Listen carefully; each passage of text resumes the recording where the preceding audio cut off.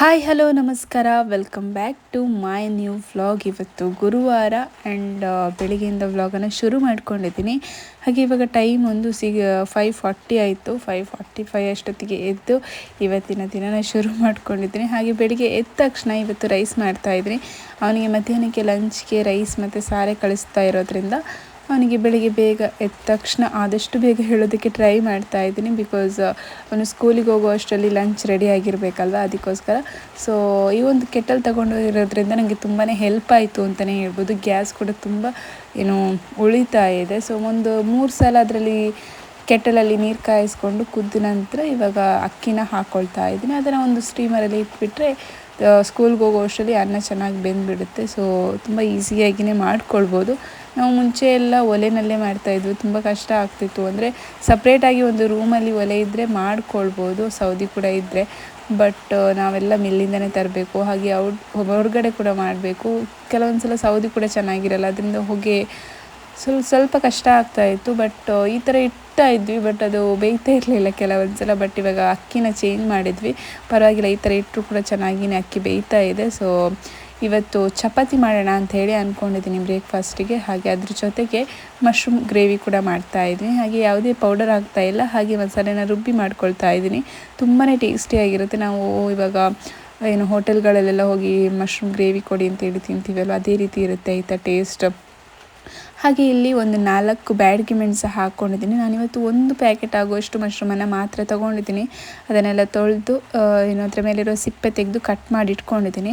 ಹಾಗೆ 1 ಪ್ಯಾಕೆಟಿಗೆ ಇಲ್ಲಿ ಒಂದು ಚಿಕ್ಕ ಈರುಳ್ಳಿನ ಹಾಕ್ಕೊಂಡಿದ್ದೀನಿ. ಹಾಗೆ 1 ಟೊಮೆಟೊ, ಒಂದು 7 ಬೆಳೆಯಷ್ಟು ಬೆಳ್ಳುಳ್ಳಿ, ಹಾಗೆ ಒಂದು ಸ್ವಲ್ಪ ಚಿಕ್ಕ ಪೀಸ್ ಶುಂಠಿನ ಹಾಕ್ಕೊಂಡಿದ್ದೀನಿ. ಆ್ಯಂಡ್ ಅದು ಸ್ವಲ್ಪ ಫ್ರೈ ಆದಮೇಲೆ ಒಂದು 2-3 ಲವಂಗ ಆ್ಯಂಡ್ ಚಿಕ್ಕ ಪೀಸ್ ಚಕ್ಕೆ ಆ್ಯಂಡ್ 1 ಏಲಕ್ಕಿನ ಹಾಕ್ಕೊಂಡು ಒಂದು ಸ್ವಲ್ಪ ಫ್ರೈ ಮಾಡ್ಕೊಳ್ತೀನಿ. ನಂತರ ಸ್ವಲ್ಪ ತೆಂಗಿನಕಾಯಿ ತುರಿ, ಆಯಿತಾ. ಇದ್ರ ಬದಲು ನೀವು ಒಂದು 5-6 ಗೋಡಂಬಿ ಕೂಡ ಹಾಕ್ಕೊಳ್ಬೋದು. ಅದ್ರ ಬದಲಾಗಿ ತೆಂಗಿನಕಾಯಿ ತುರಿ ಕೂಡ ಹಾಕ್ಕೊಳ್ಬೋದು. ಗೋಡಂಬಿ ಇಲ್ಲ ಅಂತ ಇಲ್ಲಿ ನಾನು ಸ್ವಲ್ಪ ತೆಂಗಿನಕಾಯಿ ತುರಿನ ಹಾಕ್ಕೊಂಡಿದ್ದೀನಿ. ತುಂಬಾ ಟೇಸ್ಟಿಯಾಗಿರುತ್ತೆ. ಗೋಡಂಬಿ ಅಥವಾ ಯಾವುದಾದ್ರೂ ಒಂದನ್ನು ಹಾಕ್ಕೊಳ್ಬೋದು, ಆಯಿತಾ.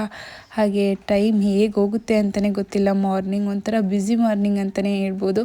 ಹಾಗೆ ಅವರು ಸ್ಕೂಲ್ಗೆ ಹೋಗೋವರೆಗೂ ಒಂದು ಸ್ವಲ್ಪ ಅರ್ಜೆಂಟ್ ಆಗ್ತಾನೆ ಇರುತ್ತೆ. ಎಷ್ಟು ಬೇಗ ಎದ್ದರೂ ಈ ಒಂದು ಬೇಗ ಆಗಬೇಕು, ಅವ್ರಿಗೆ ತಿನ್ನಿಸ್ಬೇಕು, ಅವ್ರನ್ನ ರೆಡಿ ಮಾಡಿಸ್ಬೇಕು, ಅದು ಇದು ಅಲ್ವಾ. ಸೊ ಇವಾಗ ಒಂದು 2.5 ಸ್ಪೂನ್ ಆಗೋಷ್ಟು ಕೊತ್ತಂಬರಿನ ಹಾಕ್ಕೊಂಡಿದ್ದೀನಿ.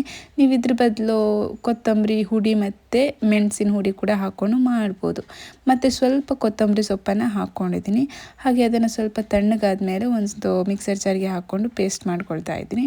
ಹಾಗೆ ಅದೇ ಪಾತ್ರೆಗೆ ಸ್ವಲ್ಪ ಎಣ್ಣೆ ಹಾಕ್ಕೊಂಡು ಕಟ್ ಮಾಡ್ಕೊಂಡಿರುವಂಥ ಮಶ್ರೂಮನ್ನು ಸ್ವಲ್ಪ ಅದರಲ್ಲಿರುವಂಥ ನೀರು ಬಿಡೋವರೆಗೂ ಚೆನ್ನಾಗಿ ಬೇಯಿಸ್ಕೋಬೇಕು. ಇದು ಸ್ವಲ್ಪ ಬೇಗನೆ ಬೇಯುತ್ತೆ, ಜಾಸ್ತಿ ಹೊತ್ತೇನು ಬೇಕು ಅಂತ ಇಲ್ಲ. ಹಾಗೆ ರುಬ್ಬುವಷ್ಟೊತ್ತು ಇಲ್ಲಿ ಚೆನ್ನಾಗಿ ಬೇಯಿಸ್ಕೊಳ್ತಾ ಇದ್ದೀನಿ. ಅದರಲ್ಲಿ ಚೆನ್ನಾಗಿ ನೀರು ಬಿಟ್ಕೊಳ್ತಾ ಇದೆ. ನೀರು ಬಿಟ್ಕೊಂಡಿದ್ದಾದಮೇಲೆ ಒಂದು ಪಾತ್ರೆಗೆ ಎತ್ತಿಟ್ಕೊಂಡು ನಾನು ಇಲ್ಲಿ ಸ್ವಲ್ಪ ಈರುಳ್ಳಿನ ಕಟ್ ಮಾಡ್ಕೊಳ್ತಾ ಇದ್ದೀನಿ, ಆಯಿತಾ. ಇನ್ನೊಂದು ಸಲ ಸ್ವಲ್ಪ ಎಣ್ಣೆ ಹಾಕಿ ಮಸಾಲೆನ ಫ್ರೈ ಮಾಡ್ಕೋಬೇಕು, ಆವಾಗ ಚೆನ್ನಾಗಿರುತ್ತೆ ಟೇಸ್ಟ್. ಸೊ ಮಶ್ರೂಮನ್ನು ಹಾಗೆ ನೀರು ಬಿಟ್ಕೊಳ್ಳೋದಕ್ಕೆ ಇಟ್ಟಿದ್ದೀನಿ. ಇಲ್ಲಿ ನೀರುಳ್ಳಿನ ಸ್ವಲ್ಪ ಚಿಕ್ಕದಾಗಿ ಕಟ್ ಮಾಡ್ಕೊಳ್ತಾ ಇದ್ದೀನಿ. ಹಾಗೆ ಇಲ್ಲಿ ನೋಡ್ತಿರ್ಬೋದು, ನೀರೇನೂ ಹಾಕಿಲ್ಲ, ಸ್ವಲ್ಪ ಎಣ್ಣೆನಲ್ಲೇ ಫ್ರೈ ಮಾಡಿಕೊಂಡೆ. ಇಷ್ಟು ನೀರು ಬಿಟ್ಕೊಂಡಿದೆ, ಆಯಿತಾ. ಸಾಫ್ಟ್ ಕೂಡ ಆಗಿದೆ, ಹಾಗೆ ಸ್ವಲ್ಪ ಬೆಂದಿದೆ ಕೂಡ, ಆಯಿತಾ. ಇನ್ನೇನು ಜಾಸ್ತಿ ಬೇಯಬೇಕು ಅಂತಿಲ್ಲ, ಒಂದು 2-3 ನಿಮಿಷ ಬೇಯಿಸ್ಕೊಂಡ್ರೆ ಸಾಕು ಮಸಾಲೆನಲ್ಲಿ. ಸೊ ಇವಾಗ ಅದೇ ಪಾತ್ರೆಗೆ ಸ್ವಲ್ಪ ಎಣ್ಣೆನ ಹಾಕ್ಕೊಂಡು ಒಂದು ಪಲಾವ್ ಎಲೆ ಆ್ಯಂಡ್ ಒಂದು ಸ್ವಲ್ಪ ಜೀರಿಗೆನ ಹಾಕ್ಕೊಂಡಿದ್ದೀನಿ. ಹಾಗೆ ಗರಂ ಮಸಾಲೆ ಅಂದರೆ ಚಕ್ಕೆ ಲವಂಗ ಏನೂ ಹಾಕ್ತಾ ಇಲ್ಲ. ಆವಾಗಲೇ ಒಂದು ಚಕ್ಕೆ ಪೀಸ್ ಮತ್ತು ಒಂದು 2-3 ಲವಂಗ, 1 ಏಲಕ್ಕಿ ಹಾಕ್ಕೊಂಡಿದ್ನಲ್ವ ರುಬ್ಬುವಾಗ, ಅದೇ ಜಾಸ್ತಿ ಆಗುತ್ತೆ. ಇಲ್ಲಾಂದರೆ ತುಂಬ ಜಾಸ್ತಿ ಗರಂ ಮಸಾಲೆ ಪರಿಮಳ ಬರುತ್ತೆ, ಆಯಿತಾ. ಸೊ ಇವಾಗ ಒಂದು ಎಲೆ ಮತ್ತು ಜೀರಿಗೆ, ಸ್ವಲ್ಪ ಈರುಳ್ಳಿನ ಹಾಕ್ಕೊಂಡು ಒಂದು ಸ್ವಲ್ಪ ಫ್ರೈ ಮಾಡ್ಕೊಳ್ತೀನಿ. ನಂತರ ಇದಕ್ಕೆ ನಾವೇನು ರುಬ್ಬಿಟ್ಕೊಂಡಿದ್ವಲ್ವ ಮಸಾಲೆ, ಅದನ್ನು ಹಾಕ್ಕೊಂಡು ಒಂದು ಸ್ವಲ್ಪ ಹಸಿ ಸ್ಮೆಲ್ ಹೋಗೋವರೆಗೂ, ಅಂದರೆ ಮಸಾಲೆಯಲ್ಲಿರುವಂಥ ಎಣ್ಣೆ ಬಿಟ್ಕೊಳ್ಳೋವರೆಗೂ ಅದನ್ನು ಚೆನ್ನಾಗಿ ಸ್ವಲ್ಪ ಕುದಿಯೋದಕ್ಕೆ ಬಿಡಬೇಕು.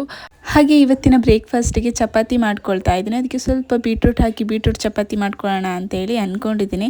ಹಾಗೆ ಅದ್ರ ಜೊತೆಗೆ ಈ ಮಶ್ರೂಮ್ ಗ್ರೇವಿ ಮಾಡಿಕೊಂಡ್ರೆ ತುಂಬಾ ಚೆನ್ನಾಗಿರುತ್ತೆ ಟೇಸ್ಟ್. ಸೊ ಇವಾಗ ರುಬ್ಬಿಟ್ಕೊಂಡಿರುವಂಥ ಮಸಾಲೆನ ಹಾಕ್ಕೊಂಡು ಫ್ರೈ ಮಾಡ್ಕೊಳ್ತೀನಿ. ಅದರಲ್ಲಿರುವಂಥ ಎಣ್ಣೆ ಬಿಟ್ಕೊಳ್ಳೋವರೆಗೂ ಒಂದು ಸ್ವಲ್ಪ ಕುದಿಸ್ಕೋಬೇಕು, ಆಯಿತಾ. ಹಾಗೆ ಮಸಾಲೆದು ಹಸಿ ಸ್ಮೆಲ್ ಹೋಗೋವರೆಗೂ ಆಗೋವರೆಗೂ ಚೆನ್ನಾಗಿ ಫ್ರೈ ಮಾಡ್ಕೊಂಡ್ಮೇಲೆ ನಾವು ಬೇಯಿಸ್ಕೊಂಡಿರುವಂಥ ಮಶ್ರೂಮ್ನ ಹಾಕ್ಕೊಂಡ್ರೆ ಆಯಿತು. ತುಂಬಾ ಚೆನ್ನಾಗಿರುತ್ತೆ ಟೇಸ್ಟ್. ಹಾಗೆ ಇವಾಗ ಇದಕ್ಕೆ ರುಚಿಗೆ ಎಷ್ಟು ಬೇಕಷ್ಟು ಉಪ್ಪನ್ನು ಹಾಕ್ಕೊಳ್ತಾ ಇದ್ದೀನಿ. ಆ ಮಸಾಲೆ ಎಲ್ಲ ಸ್ವಲ್ಪ ಹಾಗೆ ಕುದಿಯೋದಕ್ಕೆ ಬಿಟ್ಟು ಇಲ್ಲಿ ಬೀಟ್ರೂಟ್ ಸಿಪ್ಪೆ ತೆಗೆದು ಕಟ್ ಮಾಡಿಕೊಂಡು ಒಂದು ಮಿಕ್ಸಿ ಜಾರ್ಗೆ ಹಾಕ್ಕೊಂಡು ಒಂದು ಸ್ವಲ್ಪ ನೀರು ಹಾಕ್ಕೊಂಡು ರುಬ್ಕೊಳ್ತಾ ಇದ್ದೀನಿ.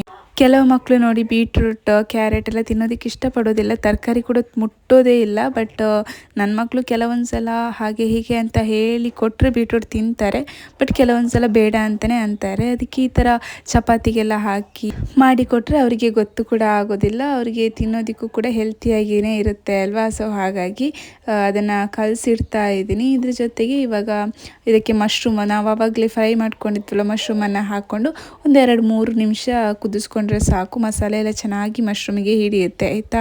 ಸೊ ಮಶ್ರೂಮ್ ಗ್ರೇವಿ ಕೂಡ ರೆಡಿ ಆಯಿತು. ಇವಾಗ ಇಲ್ಲಿ ಚಪಾತಿ ಮಾಡೋದಕ್ಕೆ ಒಂದು ಸ್ವಲ್ಪ ಗೋಧಿ ಹಿಟ್ಟನ್ನು ಹಾಕ್ಕೊಳ್ತಾ ಇದ್ದೀನಿ. ಅದಕ್ಕೆ ಸ್ವಲ್ಪ ಉಪ್ಪು ಆ್ಯಂಡ್ ಸ್ವಲ್ಪ ಸಕ್ಕರೆನ ಹಾಕ್ತೀನಿ, ಬಿಕಾಸ್ ಸ್ವಲ್ಪ ಸ್ವೀಟ್ ಇದ್ದರೆ ಚೆನ್ನಾಗಿರುತ್ತೆ ಅಂತ ಅಷ್ಟೇ.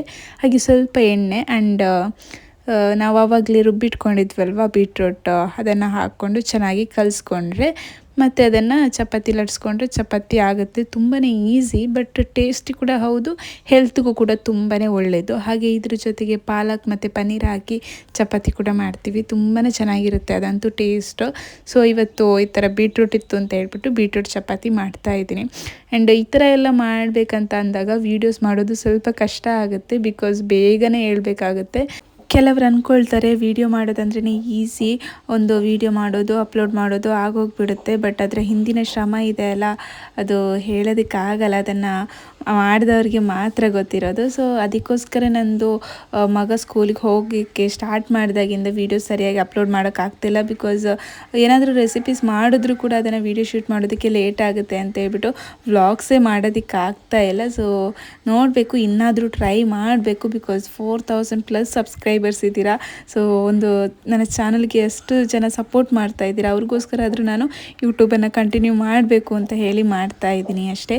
ಸೊ ಇವಾಗ ಚಪಾತಿ ಎಲ್ಲ ಇಲ್ಲಿ ಮಾಡ್ಕೊಳ್ತಾ ಇದ್ದೀನಿ. ಅಷ್ಟರಲ್ಲಿ ಮಶ್ರೂಮ್ ಗ್ರೇವಿ ಕೂಡ ರೆಡಿ ಆಯಿತು. ಹಾಗೆ ಇವತ್ತು ಒಂದು ಸ್ವಲ್ಪ ವೆದರ್ ಅಷ್ಟೊಂದು ಚೆನ್ನಾಗಿಲ್ಲ, ಬಿಸಿಲು ಕೂಡ ಅಲ್ಲ, ಮಳೆ ಕೂಡ ಅಲ್ಲ, ಆ ಥರ ಇದೆ. ಮಳೆಗಾಲ ಇದ್ದರೆ ತುಂಬಾ ಚೆನ್ನಾಗಿರುತ್ತೆ ವೆದರು, ಎಲ್ಲ ನೋಡೋದಕ್ಕೆ ಗ್ರೀನ್. ಬಟ್ ಇವಾಗ ಸ್ವಲ್ಪ ಮಳೆ ಕಮ್ಮಿ ಅಂತಲೇ ಹೇಳ್ಬೋದು. ಸಿಕ್ಕಾಪಟ್ಟೆ ಬಿಸಿಲಿತ್ತು ನಿನ್ನೆ, ಎಷ್ಟೇ ಬಟ್ಟೆ ಹಾಕಿದ್ರೂ ಒಣಗೋ ಅಷ್ಟು ಬಿಸಿಲು ಆಯಿತಾ. ಬಟ್ ಇದು ಫಸ್ಟ್ ಟೈಮ್ ಈ ಥರ ಇಷ್ಟೊಂದು ಬಿಸಿಲು ಮಳೆಗಾಲದಲ್ಲಿ ನಾನು ನೋಡ್ತಿರುವಂಥದ್ದು. ಸೊ ಮಶ್ರೂಮ್ ಗ್ರೇವಿ ಎಲ್ಲ ಮಾಡಿ ಒಂದು ಸೈಡಲ್ಲಿ ಇಟ್ಟು ಇವಾಗ ಚಪಾತಿನ ಲಟ್ಟಿಸ್ಕೊಳ್ತಾ ಇದ್ದೀನಿ. ಮಕ್ಕಳಿನೇನು ಹೇಳ್ಬೇಕಷ್ಟೇ. ಸೊ ಮಕ್ಕಳು ಹೇಳೋ ಅಷ್ಟರಲ್ಲಿ ಏನು ಬ್ರೇಕ್ಫಾಸ್ಟ್ ಎಲ್ಲ ರೆಡಿ ಆದರೆ ಅವರಿಗೆ ತಿನ್ನಿಸೋದಕ್ಕೆ ಬೇಗ ಆಗುತ್ತೆ ಆ್ಯಂಡ್ ಮತ್ತು ಸ್ಕೂಲಿಗೆ ಆರಾಮ್ಸೆ ರೆಡಿ ಮಾಡ್ಬೋದು. ಬಟ್ ಈ ಥರ ಚಪಾತಿ ಎಲ್ಲ ಮಾಡಿಕೊಂಡ್ರೆ ತುಂಬಾ ಲೇಟಾಗಿ ಹೋಗಿಬಿಡುತ್ತೆ. ಸೊ ಮಕ್ಕಳನ್ನ ಫ್ರೆಶ್ ಅಪ್ ಎಲ್ಲ ಅಮ್ಮ ಮಾಡಿಸ್ತಾ ಇದ್ದಾರೆ, ನಾನಿಲ್ಲಿ ಚಪಾತಿ ಆರಾಮಾಗಿ ರೆಡಿ ಮಾಡ್ಕೊಳ್ತಾ ಇದ್ದೀನಿ. ಇನ್ನು ನಾನು ಸ್ನ್ಯಾಕ್ಸಿಗೂ ಕೂಡ ಬೆಳಿಗ್ಗೆ ಏನು ಬ್ರೇಕ್ಫಾಸ್ಟ್ ಮಾಡ್ತೀವಲ್ವ ಅದನ್ನೇ ಸ್ವಲ್ಪ ಹಾಕ್ಕೊಡ್ತೀನಿ. ಬಿಕಾಸ್ ಅವನು ಹೇಳೋದೇ ಲೇಟು, 7 ಅಷ್ಟೊತ್ತಿಗೆ ಹೇಳ್ತಾನೆ, ಕೆಲವೊಂದು ಸಲ 7:30 ಆಗುತ್ತೆ. ನಾನು ಫೋರ್ಸ್ ಮಾಡಲ್ಲ, ತುಂಬ ಬೇಗ ಎಬ್ಸಲ್ಲ, ಬಿಕಾಸ್ ಇನ್ನು 5 ಇಯರ್ ಆಗಿದೆ ಅಷ್ಟೇ, ಅವನಿಗೆ ಸ್ವಲ್ಪ ನಿದ್ದೆ ಬೇಕು. ಅಂದರೆ ಚಿಕ್ಕವನು ಬೇಗನೆ ಹೇಳ್ತಾನೆ, ಬಟ್ ದೊಡ್ಡವನು ಹಾಗಲ್ಲ, ಅವನಿಗೆ ಸ್ವಲ್ಪ ನಿದ್ದೆ ಸರಿಯಾಗಿಲ್ಲ ಅಂತ ಹೇಳಿದ್ರೆ ಒಂದು ಸ್ಲೀಪಿ ಥರ ಇರ್ತಾನೆ, ಅಳೋದು ಆ ಥರ ಎಲ್ಲ ಮಾಡ್ತಾ ಇರ್ತಾನೆ. ಸೊ ಅದಕ್ಕೆ ಸ್ವಲ್ಪ ನಿದ್ದೆ ಅಂದರೆ ಆಲ್ಮೋಸ್ಟ್ 7:30 ಒಳಗಡೆ ಎಬ್ಬಿಸೋಕ್ಕೆ ಟ್ರೈ ಮಾಡ್ತೀನಿ ಆಯಿತಾ.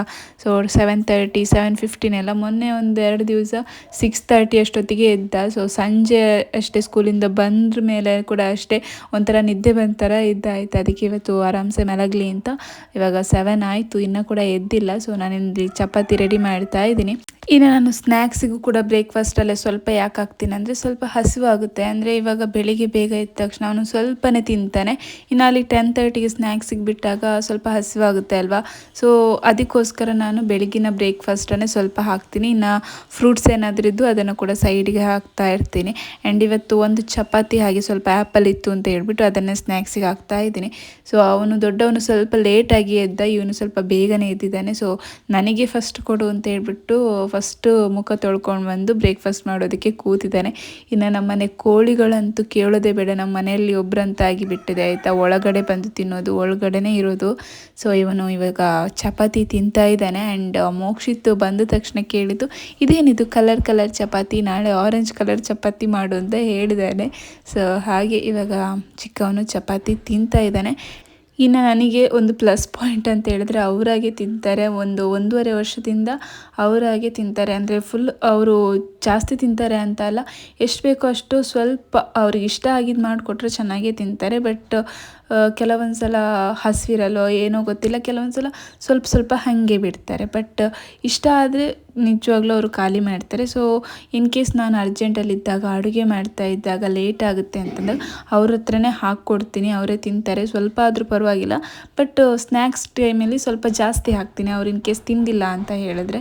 ಸೊ ಇವತ್ತು 1-2 ಚಪಾತಿ ತಿಂದಿದ್ದಾನೆ. ಹಾಗಾಗಿ 1 ಚಪಾತಿ ಮತ್ತು ಒಂದು ಸ್ವಲ್ಪ ಆ್ಯಪಲ್ ಮತ್ತು ಸ್ವಲ್ಪ ಮಶ್ರೂಮ್ ಗ್ರೇವಿ ಹಾಕಿದ್ದೀನಿ. ಬಿಕಾಸ್ ಅವನಿಗೆ ಮಶ್ರೂಮ್ ಗ್ರೇವಿ ಬೇಡ ಅಂತ ಹೇಳ್ತಿದ್ದ, ಖಾರ ಆಗ್ತದೆ ಅಂತ, ಅದಕ್ಕೆ ಸ್ವಲ್ಪ ಹಾಕಿದ್ದೀನಿ. ಹಾಗೆ ಅಷ್ಟರಲ್ಲಿ ರೈಸ್ ಕೂಡ ರೆಡಿ ಆಯಿತು. ಇವಾಗ ರೈಸ್ ಸ್ವಲ್ಪ ಹಾಗೆಯೇ ಅವನಿಗೆ ಹಾಕಿ ಮತ್ತು ಸ್ವಲ್ಪ ಹಾಗೆ ಇಡೋಣ, ನಮಗೇನಾದರೂ ಮಧ್ಯಾಹ್ನಕ್ಕಲ್ವ, ಹಾಗೆ ಸ್ವಲ್ಪ ಬಿಸಿ ಬಿಸಿ ಇರುತ್ತೆ ಅಂತ ಹಾಗೆಯೇ ಮುಚ್ಚಿಡ್ತಾ ಇದ್ದೀನಿ. ಇವಾಗ ಹಾಗೆ ಹಾಕಿ ಅವನಿಗೆ. ಆ್ಯಂಡ್ ನಿನ್ನೆದು ಸ್ವಲ್ಪ ಟೊಮೆಟೊ ಸಾರಿತ್ತು. ಬಿಕಾಸ್ ಅವನಿಗೆ ಈ ಗ್ರೇವಿ ಸ್ವಲ್ಪ ಖಾರ ಆಗುತ್ತೇನೋ, ಇಷ್ಟ ಆಗುತ್ತೆ ಇಲ್ಲೋ ಗೊತ್ತಿಲ್ಲ, ಬಟ್ ಚಿಕ್ಕವನಿಗೆ ತುಂಬ ಇಷ್ಟ. ಸೊ ಬಟ್ ಚಪಾತಿಗೆ ಹಾಕಿದ್ದು ತಿಂದಿದ್ದಾನೆ. ರೈಸ್ಗೆ ಊಟ ಮಾಡಲಿಕ್ಕೆ ಸ್ವಲ್ಪ ಗ್ರೇವಿ ಥರ ಇದೆ ಅಲ್ವಾ, ಅದಕ್ಕೆ ಟೊಮೆಟೊ ಸಾರಿದೆ, ಅದನ್ನು ಕೂಡ ಹಾಕ್ತಾ ಇದ್ದೀನಿ. ಸೊ ಅವನಿಗೆ ನೀರು ಸಾರು ಅಂದರೆ ತುಂಬ ಇಷ್ಟ ಆಯಿತಾ, ಟೊಮೆಟೊ ಸಾರು ಆ ಥರ ಎಲ್ಲ ಮಾಡಿದ್ರೆ. ಸೊ ಫೈನಲಿ ಟಿಫಿನ್ ಎಲ್ಲ ಪ್ಯಾಕ್ ಮಾಡಿ ಆಯಿತು. ಹಾಗೆ ಇಲ್ಲಿ ನೋಡಿ, ಅಣ್ಣನನ್ನು ಕರ್ಕೊಂಡು, ಅಂದರೆ ಬಸ್ ಹತ್ರ ಹೋಗಿ ಕರ್ಕೊಂಡು ಹೋಗ್ಬೇಕಲ್ಲ, ಇವನು ಕೂಡ ಚಂದ ರೆಡಿ ಆಗ್ತಾ ಇದ್ದಾನೆ. ಹಾಗೆ ಆಲ್ರೆಡಿ ಟೈಮ್ ಆಯಿತು, 8:27ಗೆ ಬಸ್ ಬರುತ್ತೆ ಆಯಿತಾ. ಸೊ 8:22 ಆಯಿತು. ಹಾಗೆ ಅವರು ಆ ಸೈಡಿಂದ ಬರ್ತಾ ಇದ್ದಾರೆ, ಬೇಗ ಬರ್ತೀನಿ ಅಂತ ಹೇಳ್ಬಿಟ್ಟು. ಸೊ ಇಬ್ಬರು ಒಟ್ಟಿಗೆ ಬರ್ತಾ ಇದ್ದಾರೆ. ಅಷ್ಟು ಚೆನ್ನಾಗಿ ನೆಲ ಇದ್ದರೂ ಕೂಡ ಎದ್ಕೊಂಡು ಬಿದ್ಕೊಂಡು ಬರ್ತಾರೆ. ಸೊ ಇನ್ನು ಇಲ್ಲಿಂದ ಬರಬೇಕಾದ್ರೆ ಅದಕ್ಕಿಂತ ಜಾಸ್ತಿ ಎದ್ದು ಬಿದ್ದು ಬರ್ತಾರೆ, ಅದಕ್ಕೆ ಲೇಟ್ ಆಗುತ್ತೆ ಅಂತೇಳಿ ಅಲ್ಲಿಂದ ಬರಲಿಕ್ಕೆ ಹೇಳಿದ್ದೀನಿ. ಸೊ ಫಸ್ಟ್ ಒಂದು ಬಸ್ ಬರ್ತಾಯಿತ್ತು ಆಯಿತಾ, ಅದು 8:40ಗೆ ಬರ್ತಾಯಿತ್ತು, ಅದು ಕರೆಕ್ಟ್ ಆಗ್ತಿತ್ತು ಟೈಮಿಂಗ್ಸ್. ಬಟ್ ಇದು ಸಿಕ್ಕಾಪಟ್ಟೆ ಬೇಗ ಬರುತ್ತೆ, 8:27ಗೆ ನಾವು ಅಲ್ಲಿ ಇರಬೇಕು. ಸೊ ಹಾಗೆ ಇವಾಗ ಹೋಗ್ತಾ ಇದ್ದಾರೆ. ಆ್ಯಂಡ್ ಚಿಕ್ಕವನನ್ನು ನೆಕ್ಸ್ಟ್ ಇಯರ್ ಸ್ಕೂಲಿಗೆ ಸೇರಿಸೋಣ ಅಂತ ಹೇಳಿದ್ದೀನಿ. ಬಿಕಾಸ್ ಇವನಿಗೆ ಇವಾಗ 3 ಇಯರ್ 6 ಮಂತ್ಸ್ ಏನೋ ಆಯಿತು. ಬಟ್ 4 ಇಯರ್ ಕಂಪ್ಲೀಟ್ ಆಗಬೇಕಲ್ವ, ಹಾಗಾಗಿ ಈ ಸಲ ಹಾಕಿಲ್ಲ. ನೆಕ್ಸ್ಟ್ ಇಯರ್ LKGಗೆ ಸೇಮ್ ಸ್ಕೂಲ್ ಹಾಕೋಣ ಅಂತೇಳಿ ಅಂದ್ಕೊಂಡಿದ್ದೀನಿ. ಸೊ ಇಲ್ಲಿಗೆ ಬಂದರೆ ಸಾಕು, ಅವರಿಗೆ ಒಂದು ಕುಂಕುಮ ಬೇಕೇ ಬೇಕು. ಸೊ ಹಾಕಿದ್ದೀನಾ ಇಲ್ವಾ ಅಂತ ಹೇಳಿ ನನ್ನ ಹತ್ರ ಕೇಳ್ತಾ ಇದ್ದಾನೆ.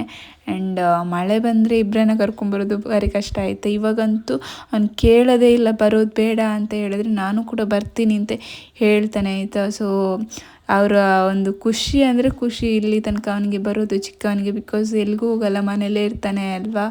ಸೊ ಹಾಗೆ ಇನ್ನೇನು 1 ಇಯರು ಒಂದು ಆಲ್ರೆಡಿ ಆಯಿತು, 3 to 4 ಮಂತ್ಸ್ ಆವಾಗಲೇ ಆಗ್ತಾ ಬಂತು ಇಯರಲ್ಲಿ. ಇನ್ನೇನು 6 to 5 ಮಂತ್ಸ್ ಇದೆ ಅಷ್ಟೇ ನೆಕ್ಸ್ಟ್ ಇಯರ್ಗೆ. ಸೊ ಅಷ್ಟೊತ್ತು ಆರಾಮ್ಸೆ ಮನೇಲೇ ಇರಲಿ ಅಂತ ಹೇಳ್ಬಿಟ್ಟು ಎಲ್ಲೂ ಸ್ಕೂಲು ಕಳಿಸ್ತಾ ಇಲ್ಲ ಇವಾಗ ಸದ್ಯಕ್ಕೆ. ಅಲ್ಲ, ಈ ಮಕ್ಕಳ ಆಟ ಎಲ್ಲ ನೋಡುವಾಗ ಈ ಮಕ್ಕಳ ಏಜ್ ಎಷ್ಟು ಚಂದ ಅಲ್ಲ ಅಂತ ಅನಿಸುತ್ತೆ ಕೆಲವೊಂದು ಸಲ. ಆ್ಯಂಡ್ ಈ ಬಾಲ್ಯ ಕೂಡ ಅಷ್ಟೇ, ತುಂಬ ಬೇಗನೆ ಮುಗಿದೋಗುತ್ತೆ. ನಾವು ಕಣ್ಮುಚ್ಚಿ ಬಿಡೋ ಅಷ್ಟರಲ್ಲಿ ಮಕ್ಕಳೆಲ್ಲ ದೊಡ್ಡವರಾಗಿರ್ತಾರೆ. ಮತ್ತು ಅದೇ ಮಕ್ಕಳು ಚಿಕ್ಕದಾಗಿ ಆಟ ಆಡಬೇಕು ಅಂತ ಹೇಳಿದ್ರೆ ಆಗೋದೇ ಇಲ್ಲ. ಸೊ ಫಸ್ಟ್ ನಾವು ಯಾವಾಗ ಚಿಕ್ಕವರಿದ್ದಾರೆ ಆವಾಗನೇ ಅವರ ಬಾಲ್ಯನ ನೋಡಿ ಎಂಜಾಯ್ ಮಾಡಬೇಕಷ್ಟೇ ನಮಗಿರೋ ಆಪ್ಷನ್. ನೋಡಿ ಗೈಸ್, ಅಲ್ಲಿ ಕರೆಕ್ಟ್ ದಾರಿ ಇದೆ, ಅಲ್ಲಿಂದ ಹೋಗೋದು ಬಿಟ್ಟು ಹೀಗೆ ಹೋಗ್ತಾ ಇದ್ದಾನೆ. ಇದೇ ಇವನ ಸ್ಪೆಷಾಲಿಟಿ ಆಯಿತಾ. ಒಂದು ಗಳಿಗೆ ಸುಮ್ಮನೆ ಅಂತಿರಲ್ಲ, ಅವನು ಹೇಳಿದ್ದೇ ಆಗಬೇಕು, ಹೇಳಿದ್ದನ್ನು ಕೇಳೋದು ಕೂಡ ಇಲ್ಲ. ಬಟ್ ಸ್ಕೂಲಿಗೆ ಹೋಗು ಅಂತ ಹೇಳಿದ್ರೆ ನಾನಿನ್ನೂ ದೊಡ್ಡವನಾಗಿಲ್ಲ, ದೊಡ್ಡವನಾದ್ಮೇಲೆ ಹೋಗ್ತೀನಿ ಅಂತ ಹೇಳ್ತಾನೆ. ಸೊ ಇನ್ನು ಚಪಾತಿ ಮಾಡಿದ್ದೆ ಅಲ್ವಾ, ಅದರಲ್ಲಿ ಬೀಟ್ರೂಟ್ ಜ್ಯೂಸ್ ಥರ ಸ್ವಲ್ಪ ಇತ್ತು, ಅದನ್ನು ಮಾಡಿ ನಾನು ಕೂಡ 1 ಗ್ಲಾಸ್ ಕುಡಿದೆ. ಹಾಗೆ ಪಾತ್ರೆ ಎಲ್ಲ ತುಂಬ ಇತ್ತು, ಆ ಪಾತ್ರೆ ಕೂಡ ತೊಳೆದಿದ್ದಾಯಿತು. ಟೈಮ್ ಆಲ್ರೆಡಿ 11:30 ಆಗಿದೆ. ಹಾಗೆ ಮಳೆ ಕೂಡ ಬರ್ತಾ ಇದೆ. ಹಾಗೆ ಇವತ್ತಿನ ವ್ಲಾಗನ್ನು ಕೂಡ ಇಲ್ಲಿಗೆ ಎಂಡ್ ಮಾಡ್ತಾ ಇದ್ದೀನಿ. ಇವತ್ತಿನ ವ್ಲಾಗ್ ಇಷ್ಟ ಆಗಿದ್ರೆ ಪ್ಲೀಸ್ ಲೈಕ್, ಶೇರ್, ಕಮೆಂಟ್ ಮಾಡಿ. ಹಾಗೆ ನೀವೇನಾದರೂ ನನ್ನ ಚಾನಲ್ ಫಸ್ಟ್ ಟೈಮ್ ಬರ್ತಾ ಇದ್ರೆ ಪ್ಲೀಸ್ ಚಾನಲ್ನ ಸಬ್ಸ್ಕ್ರೈಬ್ ಮಾಡ್ಕೊಳ್ಳಿ ಆಯಿತಾ. Thank you for watching. ಮತ್ತೊಂದು ಹೊಸ ವಿಡಿಯೋದಲ್ಲಿ ಮತ್ತೆ ಸಿಗುವ. ಬಾಯ್.